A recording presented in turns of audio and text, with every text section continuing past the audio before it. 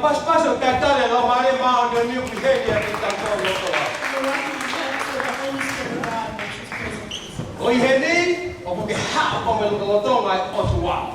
You're here and you're here with the presence of God.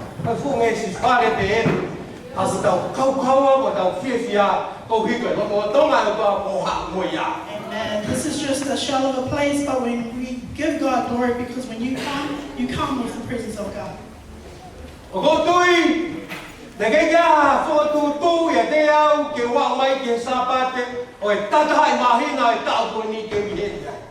I believe that there was no intentional plan to be here at this moment in time. Amen. The love of God alone and His grace and mercy.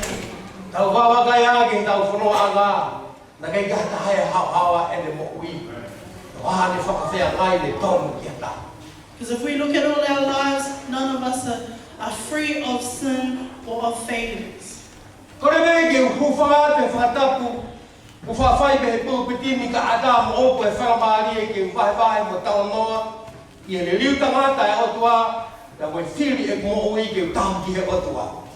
And pardon any restrictions of this pulpit, but let me share the word of God that He has provided. This is my name.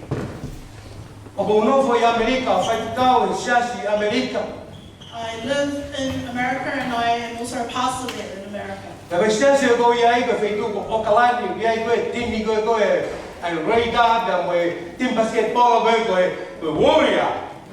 Where I reside is in Oakland, where they have the teams there that he's mentioned.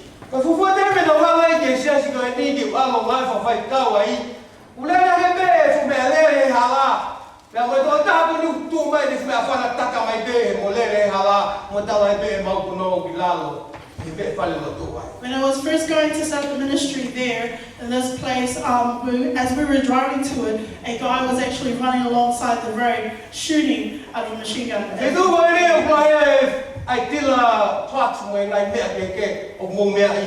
In this locale, you will find drug dealers that you know of and seen and heard.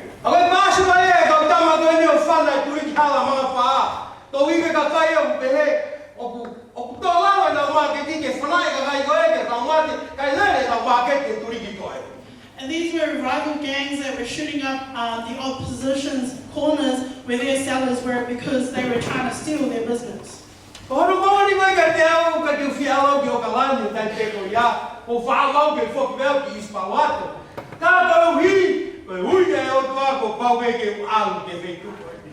And it was true at that time in my life, I did not want to be called to Oakland. Because of this, I wanted to return home, but this was the calling of God in my life. And the scripture I want to share this morning is what is God to you?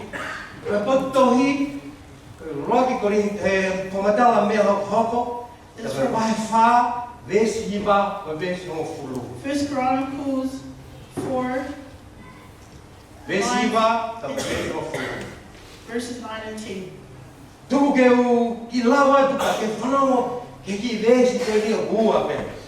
Let me read these two verses to you. 1 Chronicles 4, 9 and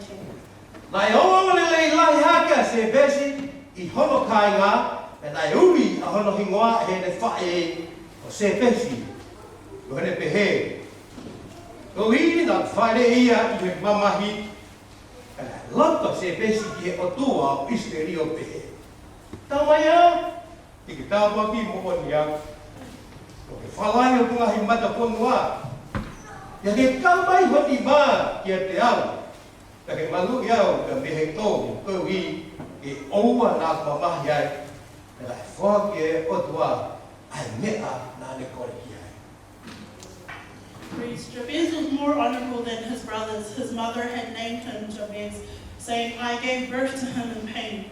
Jabez cried out to the God of Israel, oh, that you would bless me and enlarge my territory. Let your hand be with me and keep me from harm, so that I would be free from pain. And God granted his request.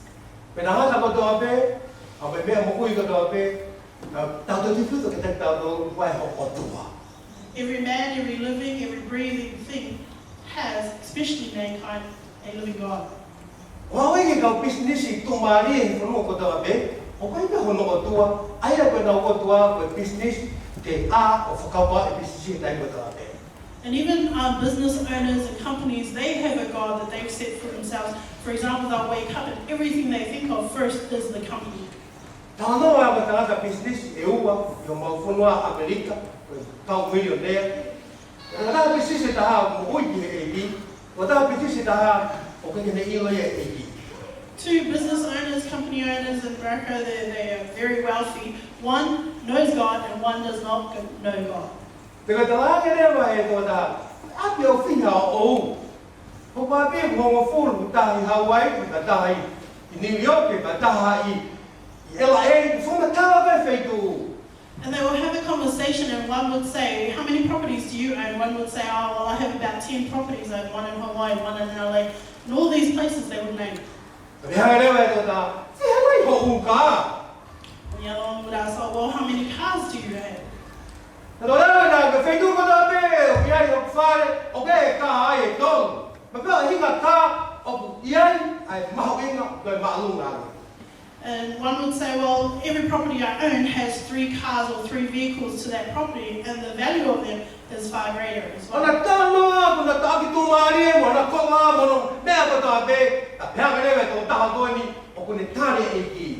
So they would compare their properties and their belongings, and then come to the point in the conversation that one who believes in Christ would say, sadly, unfortunately, that only one room I would actually sleep.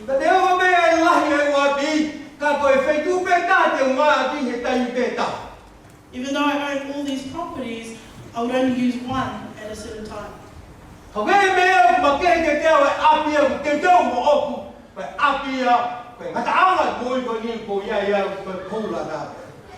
there is one far greater, a hope for me being prepared, a place where it's all of God. That is where I want to be. And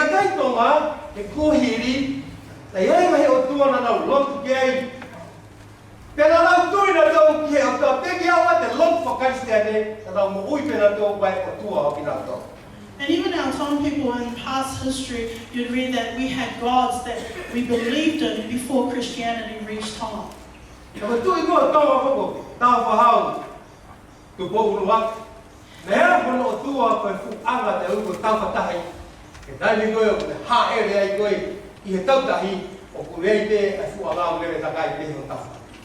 And even our very first king, he had a god that he prayed to, which was the Shark King.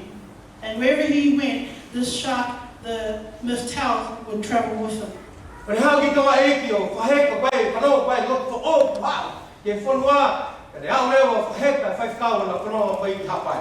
So he comes to Doraiki and he hears Christianity that is preached there. He takes a preacher with him and goes to Hawaii.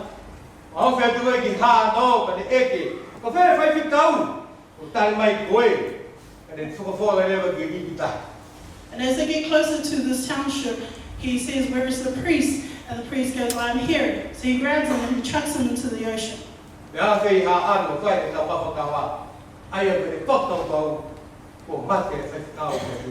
So the king carries on till he reaches Ha'ano, and he gets off his canoe, goes in and settles down to the carver bowl, thinking the priest had been destroyed by the shark. We talk about Bilavi. Peter V.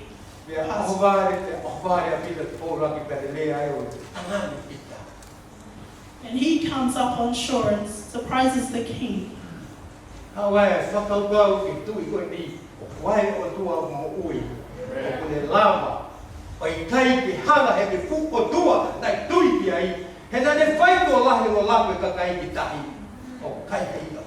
Because this first king of Tonga was shocked. He thought, because he'd done this so many times by chucking people into the ocean and they would be destroyed and eaten by sharks, that this man survived and he was able to open his eyes to God. And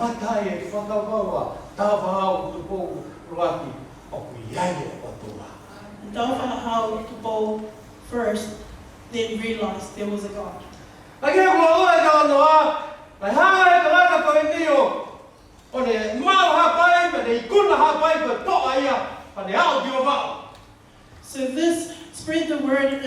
fire and it overtook them, and then they carried on to Baba to share the same. But I don't know if I go any go pinami, but I pinami. You know that time that I'll be follow ke mua or on fire, on fatamia. And Peter then takes on fellow priests, and they go to Baba, and he tells them to stay offshore while he goes first onto the land. Fogaya pinami, ke target be I do, I help when need to do have by, or now to cook him about. But I couldn't. Tava how our got black. Or now go away for two, Taudahi, and now for a night, don't 80, or Taufa more, or Ocean, or Otua, or Tonga. The Hawkeye, as a whole right, with the Maka, as a lala. Telling them that once the priest came back, the king enters Baba, overtakes Baba, rules it, and then they go on to rule and destroy other gods that are in the mainland of Tonga.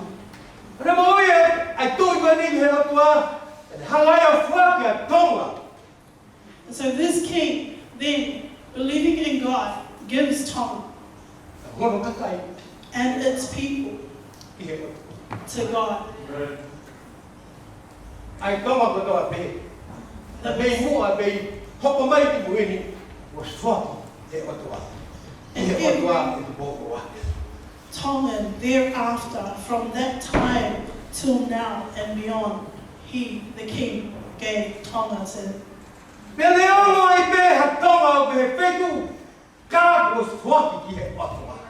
doesn't matter where the Tongan people go, but they have already been dedicated to God. So we come back to the scripture we've read about Jabez.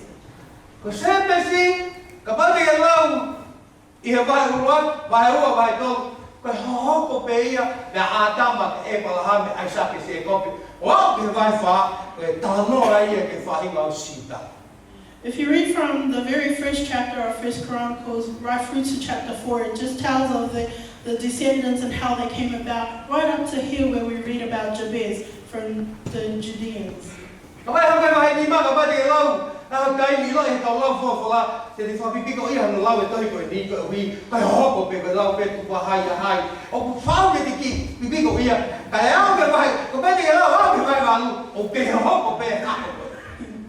And a lot of Christians, we all know, this is a very hard scripture to read, this Chronicles, because it just tells the Chronicles or the placing of all the descendants, and it just continues right through all the chapters.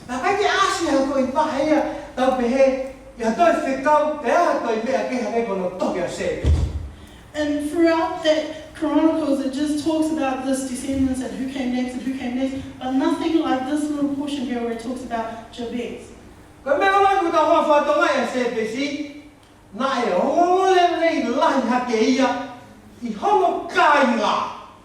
And the very first description of Jabez, you read that he is more honorable than his brothers.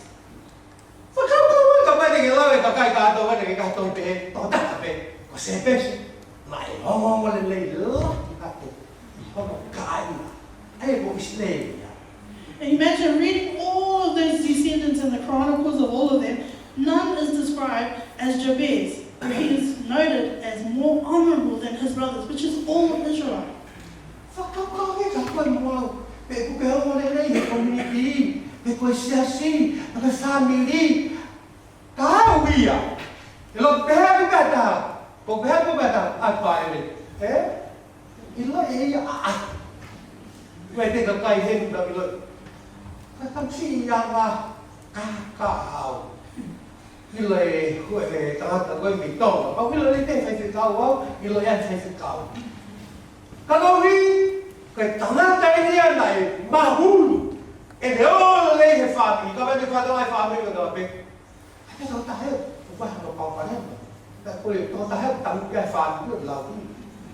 How are you noted among your people? Are you honorable, or are you referred to, as I myself, people who know me would know me as a cheat or someone who's very sly, but always in every family there is always one character.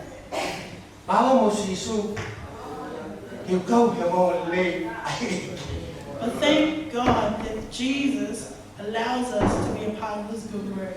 Ko tui ko koe, te mo au, ko tui ko ta lam te tata e i, o ka kau te o palelei. O iai koe o palelei e se, whawhoi ki tui. And I believe that because of Jesus and his covering of us being in his church, that we, not as just as a church, but individually, have honorable Ko cause. whita ke ki. Ko tui ko ta o palelei ko ta me, e mai ko ngā pe ko sisu. Amen. It's all because of one person, all based on Jesus. Tai koe ingoa e Pentecost. Not the name of Nei no Pentecost. ta Pentecost, ko tau Pentecost. Some Peki people la ko ha hinga de ui Pentecost, ko ha mai ka hingoa e ui ko ka o ke o palelei, ma tua me sisu. It doesn't matter what people say or tease of the church name. It is more because you were saved by Jesus. Hangare ne whae, toka te te siu pehe. The verse carries on to say that his mother, Te aui e hingoa e he ne whae a se pesi, ko ne pehe ko hi, nā whae ia e mama. had named him Jabez, saying, I gave birth to him in pain. Whakaukau atua, e whainga mamahi nei fōa e ne whae, pa te ui e ne tāma ko se pesi, kai mua whamma, ke kemana tuki pe, he ne ui he ne tāma ko ne ilo nei, e mamahi lahi nei fōa. Imagine the pain that this mother must have faced or gone through to name her child Pain, that every time she would call out to him, it would remind her of the pain. E ana kau siu, o nau whaingoa e tō taha papa o ki.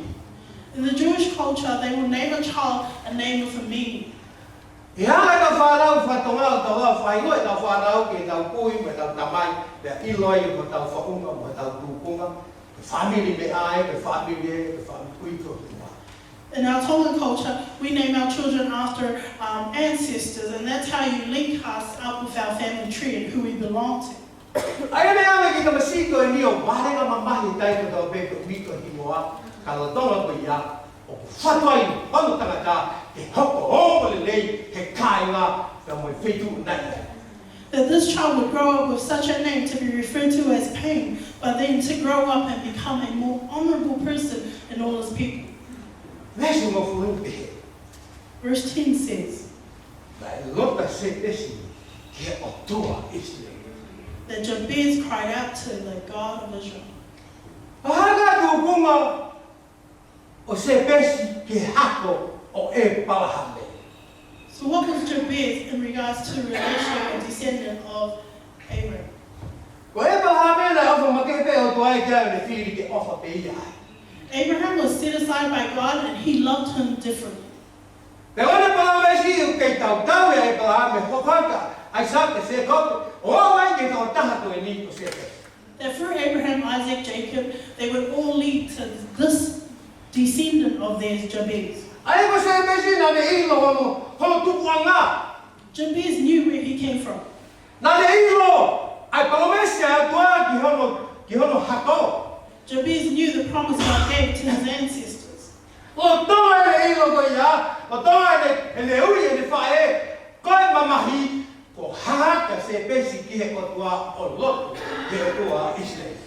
And even though Jabez was given a name that structured Pain, he would still call out to his God, the God of Israel. O te he ne lotu. And he would say, Tau mai ia, i ke tāpaki mo onia. oh, that you would bless me. Patangai lota se pehi da kake te pehe. Foi le hanga tonu. Tau mai ia e Otua Israel, tāpaki ia. Notice that he doesn't grumble at all in the beginning of his prayer. Jabez says, oh my God, that you would bless me. Te kau hebe Otua, o waana tāpaki. Because he knows that the blessing is within God. Te kau hebe Otua, waana mamani, ka mai mea kusowai.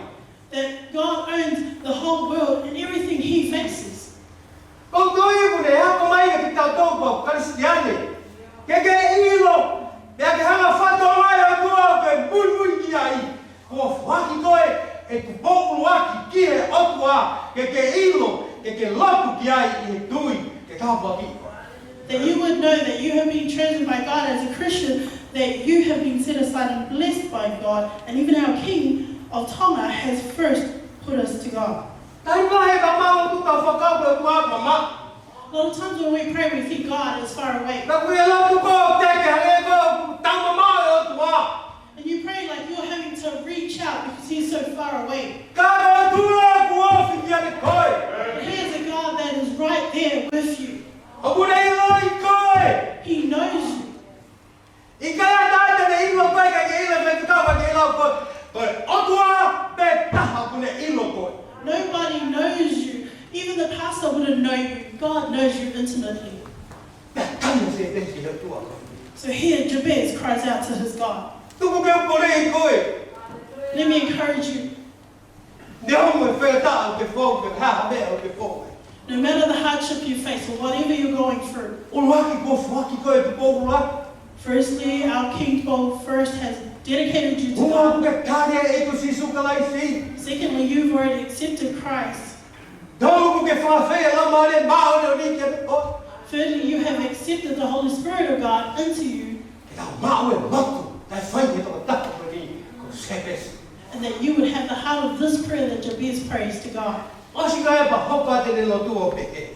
He then goes on to say, Whalai mai. Hoku mata whanua. and enlarge my territory. Tai mai e tau mo ui. Tau pehe peta tō, tau sai taha peta tō. A lot of times in life we think we're good, we're all good, just everything about Mana us. tu e tai kona fufu hao ko kau ki sesu e ni. E bea o ko sai taha o sio kau ki ko tako tō pe. Ka ki tahi ko he e ki ho. When I first came to God, I thought I was all that. I thought I was all He me tau awesome, and I tau was sai peta tō. and looked down at that, and I thought, nah. Whaanu ke tau tori e kua ke whalai o tau mata whanua. But we need to pray to God and say, God, enlarge in our territory. Nai kōra se pesi ki atua. Whalai o tau mata whanua. Jabez, he asks God, enlarge our territory. Te mau ke tau hama whato ngai e kuna nei whai e tonga he tau koe. Ko i me, koe ka kai tai mu whau taha, kai mo ko maha me si e tō wanoa o siu he tau. A tonga po mo tangtanga.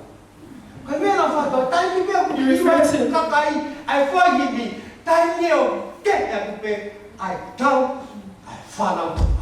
If you notice, when we win over a country in our sports, it is because of the cheering and the support of our crowd. You notice the difference they play. Ka mai no e ke nau tō, maha wai whai o ke nau tare na sisu, te ke nau ila na sisu. Ka tau hi, koe nau tū whataha, he koe ka kai ko whaki ki he Otua. O he kaki, ko mau no tō, pēr moi ki wā. And a lot of people, Ngau e, ai Otua mahi mapi, ai Otua sepe si, ai Otua e kola hape, ai Otua ai sake.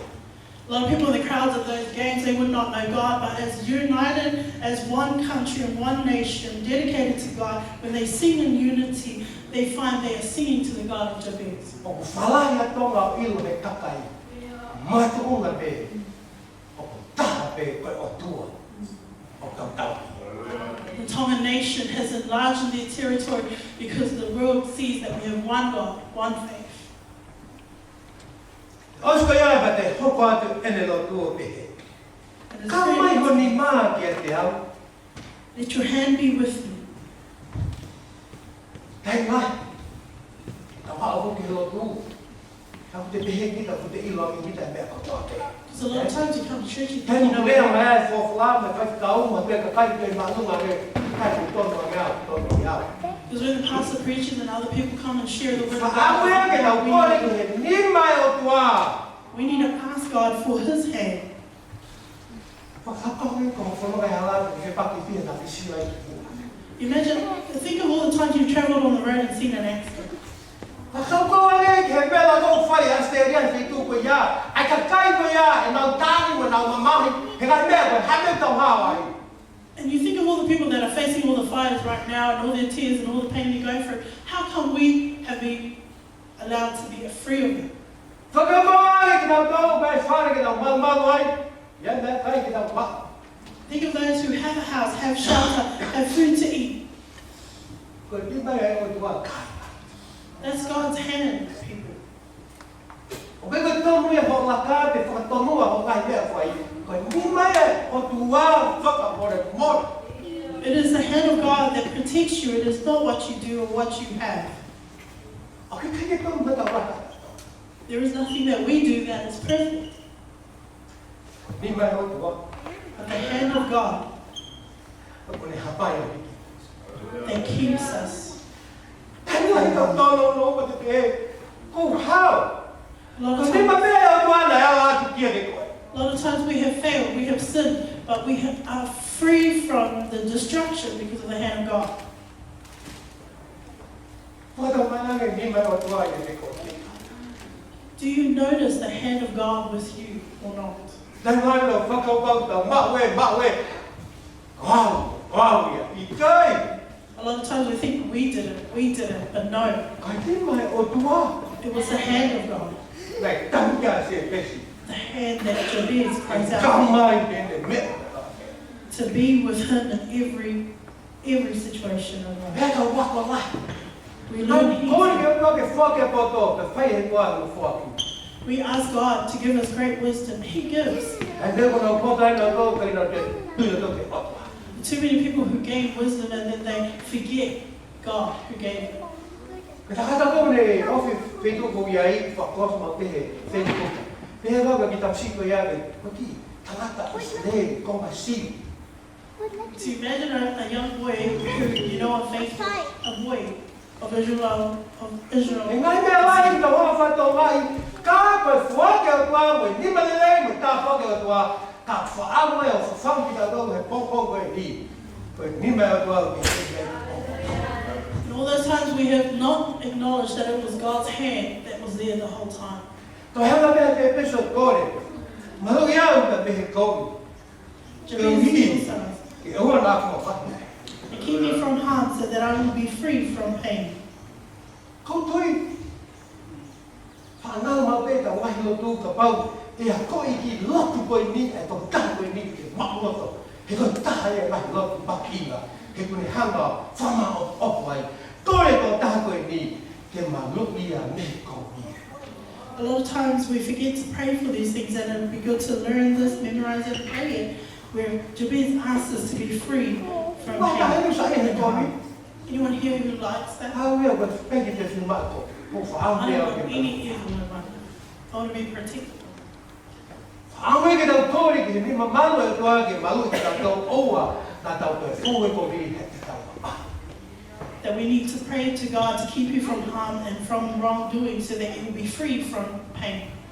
Ke osu e lotu ko ia, he rewa ki se he si ngoi, na e wha ki he otua, ai mea na e ko.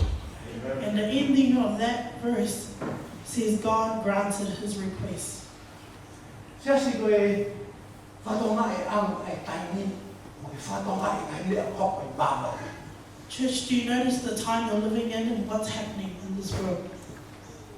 Pea ku, ko so rea ni na whanonga e tene na wa kui lot watahe me whai kau, o wale ke whoki mai e ki. And this saying, this phrase I've heard since even when we were praying together with Pastor before, that it is Jesus is near, his return is coming very soon. Ka hoko mai e ki, he lata whare ko ni, If our Lord is to enter this place, ko hai e mapaki ki o. who will be taken?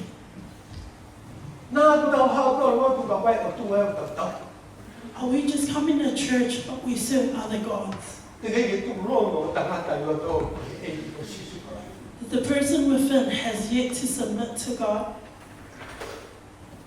I ngai a mai ki moe ni, ko mau e ki message, e mi he tangata, ko hau e ki ko Christo. Over the last couple of days, I had received a text from this noble person.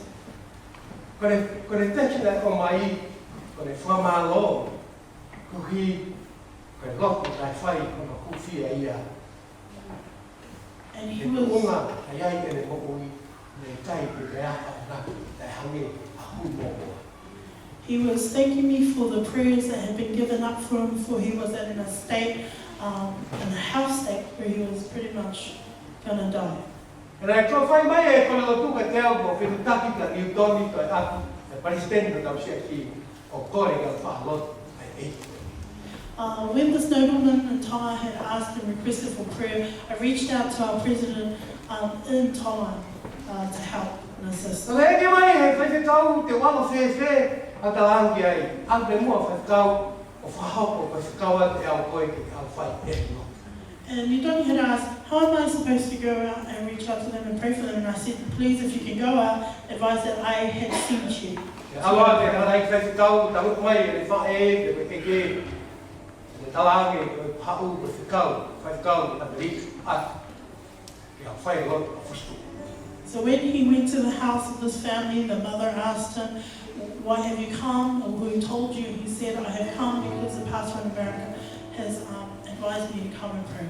Ko ale ta ai kai kau ke tau da pa fustu a kau fai mo ha tu ko pe. And as he enters the room of the man who is sick, this nobleman reaches out and asks for prayer for the situation. Pai le wai kai kau le lo pe se me lo ko pe. So ko to ta to ni i tai ki ka a na to i be ai hono si no se te wa no fa pu na me si a hon ta lo to. He prayed for him. Be a Otua, Christianity, of Otua that fought again. Without this nobleman, this person of great importance in Tawa, he was at his deathbed, and as they prayed together, he was to be sent to New Zealand afterwards, awaiting death. But this man now has accepted Christ in the position of Tom.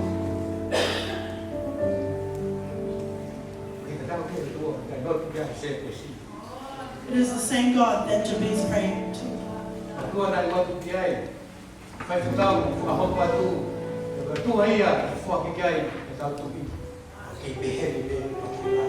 same God that our president and Tonga prayed for over this nobleman, the same God that our king first gave us to, it is the same God today. I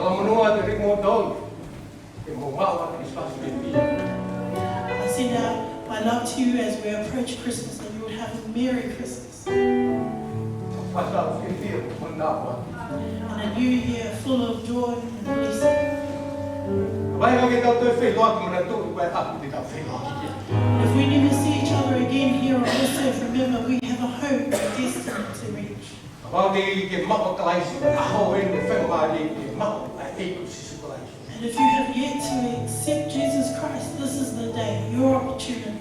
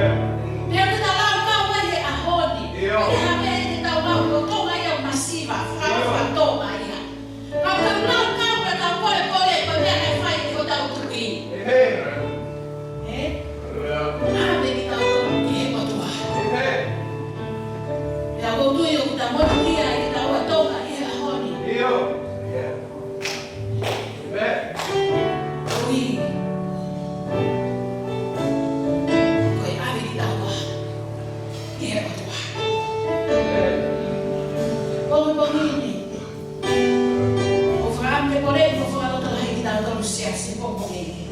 Toda toda me ke hisayo ne Otua. Wa ke fora ke ko popongi. Otua ga ne libre ya ya ko abe. Te libre ya ko vi ho ko le. Te libre ya ko ko ta bo ni ko ta ko ki de ko. Popongi ka ba me ta me ko ta mai ko se si. Fi wa se bes. Ai le mo wi. E mama hipo, loto mama hipo, fai nataia. Fama fitare, ogni foga cauca. Ala pe mai ana taha, foga cauca se besi. Ke Otua o e mola hame. Ai am o hap me e para tu ngai da palome sika, me ta o fama, ta pa e ai Otua. Foga cauca ke hama ke ai Otua. Pong pongini, o ma saione. Otua ta ta pe da loto ke se besi, Otua be da loto ke e pongini. Ele hama fara rio. Pogini, frata, e bonita, pogini. Alleluia. E amai me pogini. O heni ai o tua mano no ma. La mani o tua pogini, frata la che te coi. Ha wi e tu e pogini. E o tua ia fai me la, o tua ia fai me auf. O tua ia